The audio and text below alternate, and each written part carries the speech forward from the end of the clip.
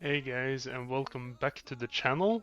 Today's Daily Dose of Finance, episode 12. And we just had some news in here. Trump is putting a pause on all tariffs for 90 days for all countries and have like a 10% or so. Yeah, and then they're gonna increase their tariff for China to 125%.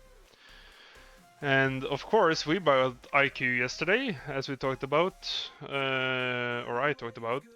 So even still with the tariffs in place for China, IQ is still had a little rebound today, hoping to get it inside the Bollinger Bands again.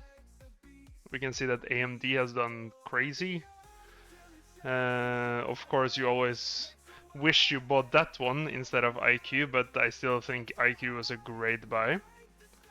And I think I would have catched it much more differently yesterday because AMD was pumping quite heavily at the start of the session yesterday, and IQ was just dumping when I bought it.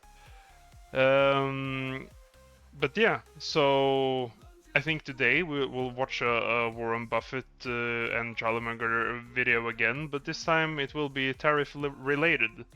So let's just jump straight into it. Have you seen any impact on Berkshire's businesses or higher costs associated with any tariffs that have gone into place? Yeah, there are a few, definitely. And we buy steel, for example. I mean, at MyTech, or we buy it at a lot of places. And we are seeing some effects from that, and we're seeing some effects from inflation. I'm sorry, from inflation. We've seen more in the way of cost increases in the last year, if you go across all of our businesses, but particularly building materials or well, we sell paint. I mean, the can it comes in, that is a lot more expensive than it was a year ago. How much of the inflation is directly tied to the tariffs, and how much is just from an improving economy and inflation you would expect to creep in? Yeah, I can't tell you exactly yet, and some of them are kicking. Well, newsprint, there's. It pops up in different places. I haven't really done that, but I was seeing it in raw materials well before the tariff situation came up. But the tariff situation will aggravate it significantly. When you think of the consequences to the people that have spent a lifetime learning one trade, and who live in those areas, and through no fault of their own, none. I mean, they've done a good job. They've done a great job working. They're productive, but in the end, their cost was 10 times or more, and they weren't getting paid that well, but they're 10 times what it could get done for elsewhere in the world. So we haven't really paid the price for that change in economic conditions. I mean, it's the people who work there, the people who work at Burlington or wherever, where the jobs disappear, and that's no argument for huge tariffs or anything of the sort. But retraining doesn't do much good if you worked in our textile mill, as many people did years ago, and you're 60 years old and you only speak Portuguese, or if you work in Dexter, Maine, and you're 58. I mean, retraining, it gets kind of meaningless. So we're the lucky ones, basically in these situations, and it is tough when you know one trade, particularly if you live in a small town, not lots of other employment opportunities or anything. So, we have a charge off, and they have a huge change in their lives, basically. The president also tweeted about another initiative, and I just wondered what you thought about it. He said that after speaking with Indra Nooyi, we later found out that she was the one who had talked to him, that he would like to do something that he thinks will help American business. That's to say, stop reporting every quarter, maybe do it on a 6-month basis. What do you think of that idea? Because you have focused on long-termism. Yeah. Jamie Dimon and I came out a while back, but I've always focused on the idea that, I like to read quarterly report. As an investor, and we've got a couple $100 billion worth of common stock, so I like to get those quarterly reports. I do not like guidance And I think the guidance leads to lots of bad things, and I've seen it lead to lots of bad things. I don't think quarterly reporting itself, it's when you get into promising people what you're going to do every quarter, because I can't promise it what's going to happen. You know, we're in the hurricane season now, and you can change our earnings dramatically with a storm or something of the sort. So I think it's a very bad practice to be in the game of earnings guidance, and it is a game. I mean, you know, people play it as a game, and then people adjust the numbers and all that. But I like to get the figures quarterly, and I hope that stays. I'm 85, and I can't imagine anybody any happier than I am. So, by accident or whatever, I'm sitting here eating exactly what I like to eat, doing in life exactly what I love to do with people I love. So it really doesn't get any better than that. And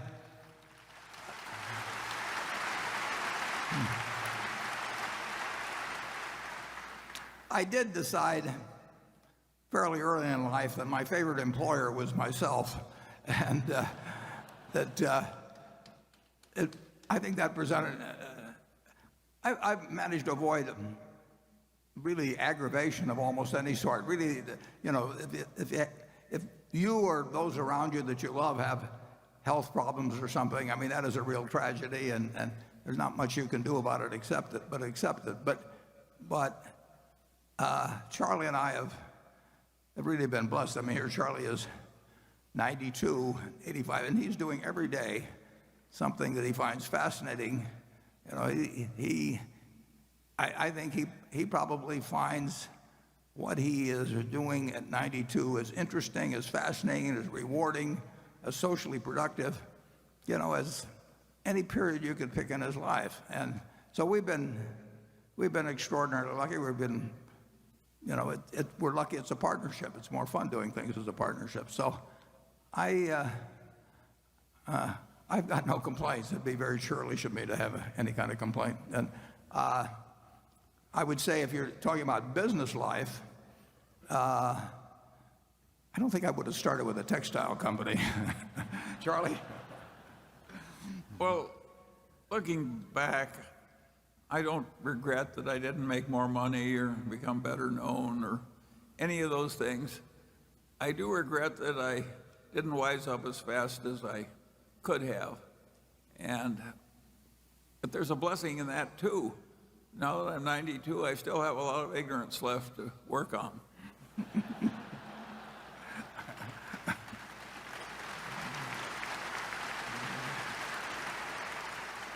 For the last several years at this meeting, you've been asked about the negative health effects of Coca-Cola products, and you've done a masterful job dodging the question by telling us how much Coke you drink personally. Statistically, you may be the exception. According to a peer-reviewed study by Tufts University, soda and sugary drinks may lead to 184,000 deaths among adults every year. The study found that sugar-sweetened beverages contributed to 133,000 deaths from diabetes, 45,000 deaths from cardiovascular disease, 6,450 deaths from cancer. Another shareholder wrote in about Coke, noted that you declined to invest in the cigarette business on ethical grounds, despite once saying, quote, "It was a perfect business because it costs a penny to make, sell it for $1, it's addictive, and there's fantastic brand loyalty." Again, removing your own beverage consumption from the equation. Please explain directly why we Berkshire Hathaway shareholders should be proud to own Coke. Oh. Yeah, I think people confuse, the amount of calories consumed. I mean, I happen to elect to consume about 700 calories a day from Coca-Cola. So I'm about 1/4 Coca-Cola, roughly. Not sure which quarter, and I'm not sure we want to pursue the question. But I think if you decide that sugar generally is something that the human race shouldn't have, I think the average person consumes something like 150 pounds of dry weight sugar a year, 125 pounds. I mean, you know, what's in Coca-Cola largely, where the calories come from, is sugar. I elect to get my 2,600 or 2,700 calories a day from things that make me feel good when I eat them. And that's been my sole test. It wasn't a test that my mother necessarily thought was great, or my grandfather, but there are over 1.9 billion 8-ounce servings of some Coca-Cola drink. Now, they have an enormous range of products, I mean, they have a few that are called Coke, Diet Coke, Coke Zero, and that sort of thing. But they have literally thousands of products. 1.9 billion, that's, what is that, that's 693 billion, 500 million 8-ounce servings a year, except it's a leap year. That's almost 100 8-ounce servings per capita for 7 billion people in the world every year. And that's been going on since 1886. And I would find quite spurious the fact that somebody says if you're eating 3,500 or so calories a day and you're consuming 27 or 800, and some of the 3,500 is Coca-Cola to lay it any particular obesity related illnesses on the Coca-Cola you drink. You have the choice of consuming more than you use. I mean, and I make a choice to eat or to get 700 calories from this. I like fudge a lot, peanut brittle, and I am a very, very, very happy guy. And I don't know, I think, and I'm serious about this, I think if you were happy every day, it may be hard to measure, but I think you're going to live longer as well. So there may be a compensating factor. I really wish I'd had a twin, and that twin had eaten broccoli his entire life, and we both consumed the same number of calories. I know I would have been happier, and I think the odds are fairly good I would have lived longer. I think Coca-Cola is a marvelous product. I mean, if you consume 3,500 or 4,000 calories a day and live a normal life in terms of your metabolism, something's going to go wrong with your body at some point. But I think if you balance out the calories so that you don't become obese, I have not seen evidence that convinces me that I'll make it. It'll be more likely I reach 100 if I suddenly switch to water and broccoli. Incidentally, a friend of mine, R.J. Miller, a remarkable man, born about 100 miles from here west, 8th child, near Shelby, Nebraska. He said Shelby's population was 596 and it never changed because every time some girl had a baby, a guy had to leave town. It was very stable. But R.J. went on to be president of Ford Motor Company from this farm near Shelby, and he had his 100th birthday on March 4th of this year. So I went out to see R.J. for his birthday on March 4th, and R.J. told me that there were 10,000 men in the United States that had lived to be 100 or greater, and there were 45,000 women that were 100 or greater. So I came back and I checked that on the internet. I went to the census figures, and sure enough, that is the ratio. There's 10,000 men over 100 roughly and 45,000 women. So if you really want to improve your longevity prospects, I mean, a guy in my position, you have a sex change. I mean, you're 4.5 times more likely to get to be 100. That sounds like one of those studies that people put out. It's just a matter of fact, folks. I think I'll have Charlie go first, though, on that one. Charlie, do you have any comments? Well, have some fun. I like the peanut brittle better than the Coke, but I drink a lot of Diet Coke, and I think people who ask questions like that one always make one ghastly error that's really inexcusable. They measure the detriment without considering the advantage. Well, that's really stupid. That's like saying we should give up air travel through airlines because 100 people die a year in air crashes or something. That would be crazy. The benefit is worth the risk. And if every person has to have about 8 or 10 glasses of water every day to stay alive, and it's pretty cheap and sensible and improves life to add a little extra flavor to your water and a little stimulation and a little calories if you want to eat that way, there are huge benefits to humanity in that, and it's worth having some disadvantage. We ought to have almost a law in the editorial, I'm sounding like Donald Trump, where these people shouldn't be allowed to cite the defects without citing the offsetting advantage. It's immature and stupid.